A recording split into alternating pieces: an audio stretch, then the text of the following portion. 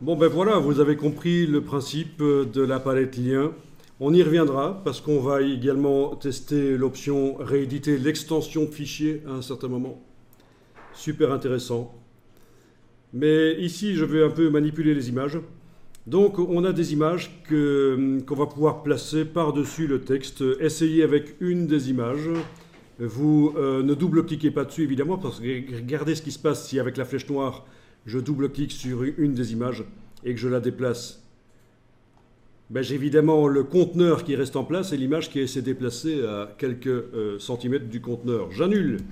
C'est évidemment le conteneur que je déplace. Donc je clique simplement une fois sur l'image et je la déplace. Et elle flotte au-dessus du texte. Elle cache le texte. Ok, donc l'image cache le texte. On va faire en sorte qu'elle habille le texte, c'est-à-dire elle va repousser le texte. Et vous avez votre image qui doit être sélectionnée. D'accord? D'une manière ou d'une autre, elle doit être sélectionnée. Donc avec la flèche noire, on clique sur elle, tout simplement, ou par la palette des calques. Mais par la palette des calques, je vous rappelle que pour sélectionner un élément, il faut absolument le sélectionner, non pas comme ça, à la manière Photoshop, ça ne marche pas, mais ça va être par le petit carré. Voilà. Donc voilà, mon image est sélectionnée. Et je vais dans la palette habillage de texte. Menu fenêtre, habillage de texte. Et là, vous allez enclencher la deuxième icône qui, comme on le voit, va faire en sorte que l'image repousse le texte.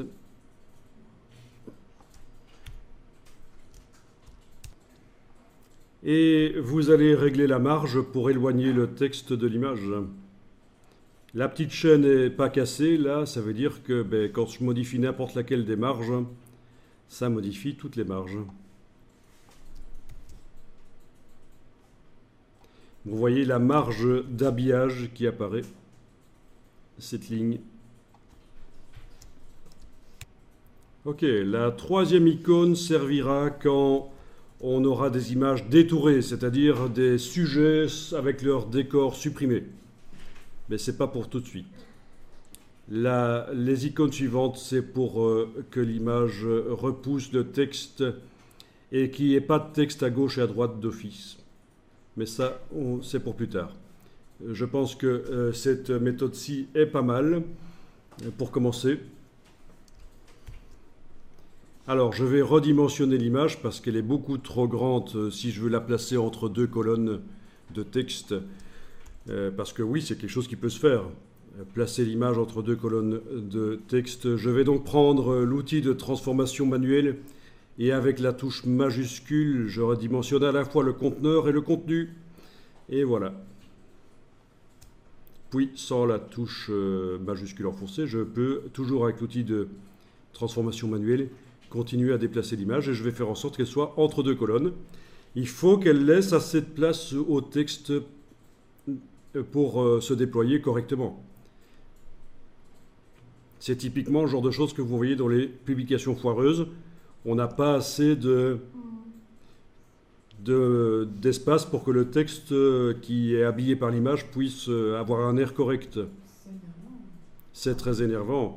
Moi, quand je vois un magazine comme ça, je deviens fou de rage.